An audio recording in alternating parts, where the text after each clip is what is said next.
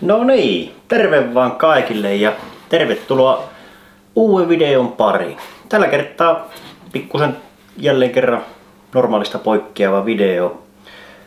Ollaan täällä pirtin puolella tällä kertaa köökissä ja vähän tehdään köökihommia. Eli tänään videoaiheena on leipä, eikä mikä tahansa leipä, vaan ratuleipä. Eli ratuleipä on tämmönen perinneruokia, eli suoraan sanottuna orsileipää, joka on kuivattu sitten.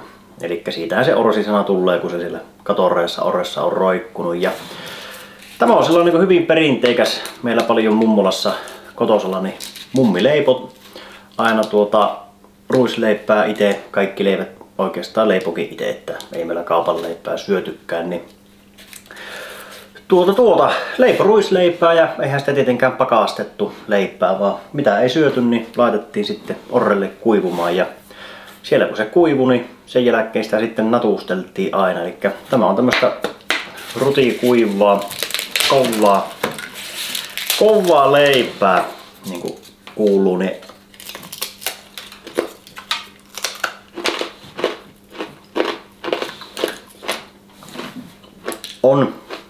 on rapsakkaa tavaraa ja täysjyvä ruisleipää, että siinä ei mitään muuta ole kuin vettä, suolaa ja ruisjauhoja ja hapanjuuritaikinaan tekastaan tuo. Ja tällä kertaa me leivotaan tosiaan tämmöistä ratuleipää, ja miksi me retkeilykanavalla leivotaan leipää, niin se, että tää oli niinku, tää ennen vanhaa ollut, mitä on ollut metässä matkassa. Itse on ollut porohommissa tuon voimilla ja melkein monta kertaa Hossanjokin varressakin ongella istuttuna, kun on napannut vaan orrelta leivä, eli 2 ja voipaketti reppuun ja sitten tuonne jokivarteen Mavo-ongella onkimaan. Niin tämä on tosiaan tyskeätä evästä, että laitetaan tuohon tuo ruisjauho suurin piirteinen ravintosisältö tähän panneriin näin, ja niin kuin näkyy, niin siinä on kyllä niin kuin öysteet kohilta, että paljon kuitua, paljon proteiinia leipään nähen, niin pitää hyvin näläkkää loitolla. Kevyttä kantaa, nälän siirto on loistava, eli mitä parhain retki eväs sen seurauksena. Niin opetellaan tekemään tätä, niin ei tarvitse olla aina kaupan leivän varassa, ja leivän leivontahan on vähän semmoista pidetään kovana hommana, mutta eipä se oikeastaan kyllä ole. Mutta pari päivää tai 2 päivänä tätä touhuttiin, niin eipä siinä. Lähdetäänpä katsomaan, että miten se tämä leivän leivonta onnistuu. No niin, eli leipominen aloitetaan edellisenä päivänä mittaamalla vesi tuonne taikina-astian, eli mulla on tämmönen puutiinu käytössä, mutta muoviastia käy ihan yhtä lailla. Laitetaan sinne vettä, laitoin 4 litraa, ja sitten tuo taikinan juuri, mikä on ollut valmiina mulla, ja lähdetään laittamaan täysjyvä ruisjauhoja sinne, sekoitetaan se tuonne astiaan, että saadaan semmonen paksu velli aikaiseksi. Eli mitään tarkkoja määriähän mulla tässä ei ole, vaan se menee vähän sillä lailla niin kuin näppituntumalla tuo leipominen. Kun velli on valmis, niin laitetaan lämpimään astiaan tai paikkaan se taikina-astia noin vuorokaudeksi sitten käymään. No, seuraavana päivänä sitten niin aloitetaan mittaamalla suola. Eli taisin tuohon 4 litran taikinaan niin laittaa 9 ruokalusikallista suolaa.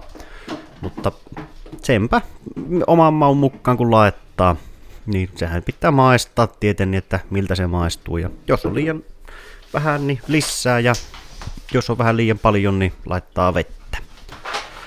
No, suola kun on taikinassa, niin eikä siinä ruvetaan pikkuhiljaa alustelemaan tuota taikinaa. Eli lisätään hiljakselta ruisjauhoja sinne, sekoitellaan aina ja pyöritellään sitä taikinaa siellä pöntössä. Eli tavoitteena on tehdä aika löysä taikina siitä, eikä siinä kuitenkin leipoissa lisätään vielä sitä jauhoa, mutta sörkitään ja härkitään sitä taikinaa, alustetaan se, että saadaan siihen sitä sitkoa hyväksi. Ja tosiaan jätin aika löysäksi tuon taikinan, mutta hyvin alustettuna se löysähin taikina niin ei tartu sormiin ja alkaa irtoamaan sieltä pöntön reunolta, niin se on silloin valmis.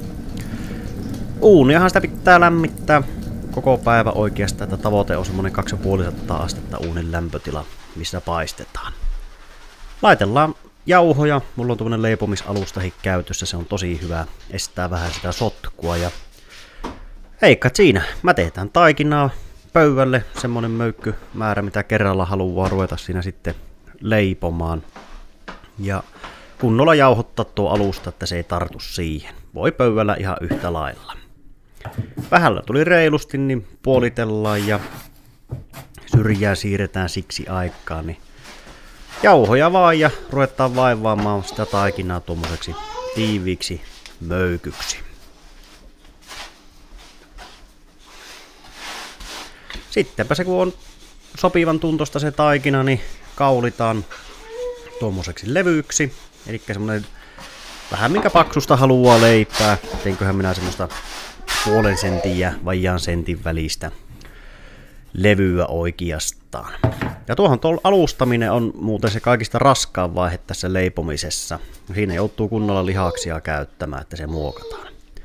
No, valmista taikinalevystä ruvetaan sitten niitä leipiä tekemään, että mulla on tuommoinen leipävormu käytössä. Eli tuommoinen leipämuotti, mikä tekee tuon keskireijän samalla. Mutta jos ei ole vormua käytössä, niin ihan irtopohjavuolla pystyy sitten sen tekemään ja vaikka vesilasilla painasemaan tuon keskireijän sitten siihen leipään. Ja leipää kun ei kohoteta ennen paistoa, niin ei muuta kuin lautaan päällekkäin ja välillä jauhotettaa, että ne taikinat ja leivät tartu keskenään toisiinsa.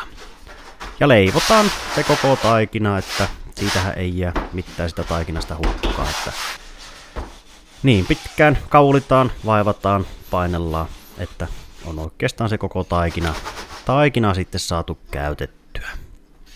Ja siitä mikä ei sitten enää riitä tuohon kunnolla leivontaan, niin tehdään semmonen pikkuinen paistoleipä ja levitellään leivät tuohon alustalle. Saapi olla jauhoja ihan reilusti, että ei tartu nuo valmiit leivät ja tökytellään sitten vähän reikiä niihin leipiin. Eli siitä se sitten helpommin murtuu ja paremman näköisiä tulee noista leivistä, kun niihin on vähän reikiä tökittynä. Mulla taisi tulla tuosta suurin piirtein 4 litraa vettä ja olisikohan 6 kiloa mennyt jauhoja, niin 31 leipää. Leipää niistä tuli, että ihan hyvä määrä tuli. Ja uuni alkaa olemaan semmoisessa 250 asteessa, se pikkusen mulla tuo mittari valehtelee. Niin sitten kun uuni on valmis, niin ei muuta kuin hiilet vaan pukitaan sinne alas. Ja nämähän pystyy ihan yhtä lailla sähköuunissa paistamaan, että ei leiviuunia tarvita. Ja sähköuunissa semmonen 250-260 lämpöä. Hiilet kun on pukittu alas, niin eikä siinä pestään pikkusen sieltä enimpiä tuhkia tuossa uuniharjalla. Ja vaihonkohan kerran vein tuohon, että muutaman kerran pyyhin sen. Leivät uuniin.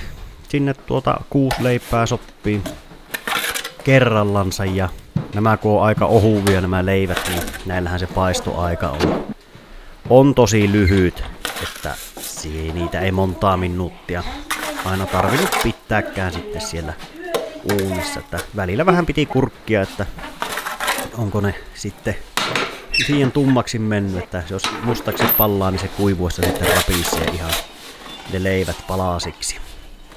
Olisiko joku 5 minuuttia mennyt suurin piirtein, niin se on sitten leivät on kypsiä. Niinpä siinä nostellaan sieltä nuo leivät vaan liinan päälle sinne ja siitäpä ne sitten peitellään vielä liinalla. Kuitenkin se pikkuisen sitten pehmentää sitä. Pehmentää ja pysyy lämpimänä ja jos on vähän raaka se taikina, niin kypsyypähän loppuun sitten siellä. Mutta siinäpä sitä on ruskeata kultaa, oikein kunnon täysjyvä ruisleipää, että ei se hirveän iso homma ole tuo leivän teko, kun rupiaa vaan. Sittenpä kun leivät on jäähtyneet, niin eikä se laitellaan tuonne orteen, että mullakin on vain 2 koukkua katossa ja narulenkit ja harjan varsi tuossa ortena, että kun ne on jäähtynyt, niin laitellaan tuonne orteen ja levitellään kuivumaan. Joo, semmonen homma se oli leipoa tätä ratuleipää, että nyt ne on siellä orrella kuivumassa ja semmoisen viikon verran ne saapi siellä kuivua, että ne on tämmöistä ihan läpikuivaa. Ja tuohan on tosiaan tosi hyvää, se on jytäkkää evästä, sillä kyllä nälkä siirtyy niin retkellä justiin ja ei paljon kyllä paina mukana, että täyttä tavaraa. Ja tietenkin ehkä parhaimpia puolia sitten tässä leivän leivonnassa on, että vaikka tuonne saadaan nyt pitkäksi aikaa kuivaa leipää, niin tästä saadaan sitten tälle leivontapäivälle niin tuoretta pehmyttä leipää, niin tämä menee kyllä tällä laillakin ihan loistavasti. Ja tällä samalla taikinalla, niin vaikka tässä nyt mitään suurin piirtein tarkkoja ohjeita ei oo, että tämähän on vähän semmoista näppituntumalla hommaa, niin pystyy tosiaan orsileivät ja reikäleivät ja limput kaikki leipomaan. Mutta eipä siinä. Kiitoksia vaan kaikille, kun katsoitte videon ja olitte völjyssä, niin minä jään tänne herkuttelemaan tämän kanssa, niin ei muuta kuin seuraavaan kertaan. Heippa!